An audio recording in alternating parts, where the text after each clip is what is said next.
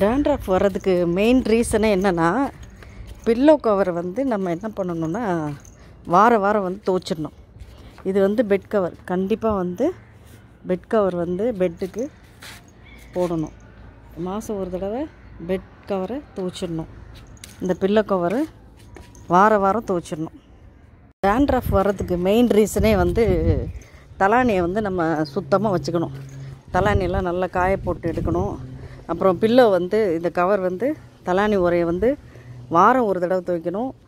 பெட்டுக்கு கவர் வந்து கண்டிப்பாக வந்து மாதம் ஒரு டைம் துவைச்சே ஆகணும். இலவம் பஞ்சு தான் யூஸ் பண்ணணும்.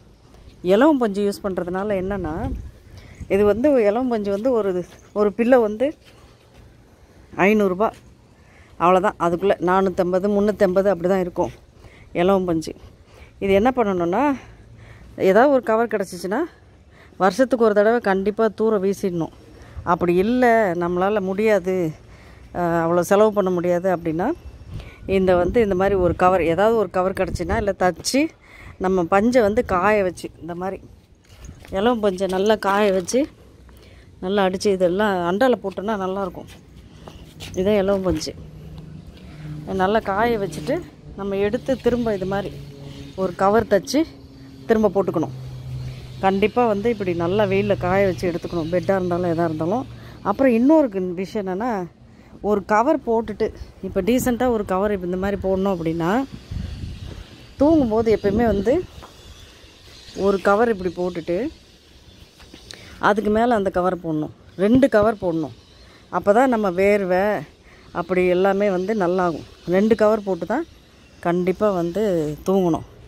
அது எல்லாமே காட்டனாக இருக்கணும். காட்டனை தவிர வேறு எதுவும் யூஸ் பண்ணக்கூடாது. இப்படி ஏதாவது திக்காக துணி கிடச்சா கூட நீங்கள் பஞ்சை காய வச்சுட்டு, இலவம் பஞ்சை காய வச்சுட்டு திரும்ப இப்படி போட்டுக்கலாம்.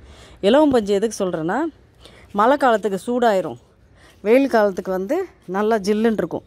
அதனால் இலவம் பஞ்சு தான் வந்து நல்லது. டேண்ட்ரஃபு தலையில் வந்து பொடுகெல்லாம் வராமல் இருக்கிறதுக்கு மெயின் தடுக்கிறது வந்து இந்த மாதிரி சுத்தமாக வச்சுக்கணும். முதல்ல இந்த மாதிரி பெட்டை வந்து பெரிய பெட்டாக இருக்குது அப்படின்னா கூட நம்ம என்ன பண்ணலாம், இந்த மாதிரி சின்ன பெட்டு அது மாதிரி வாங்கி எப்போயுமே மாற்றிக்கிட்டோம்னா காய போடுறதுக்கு ஈஸியாகட்டும்.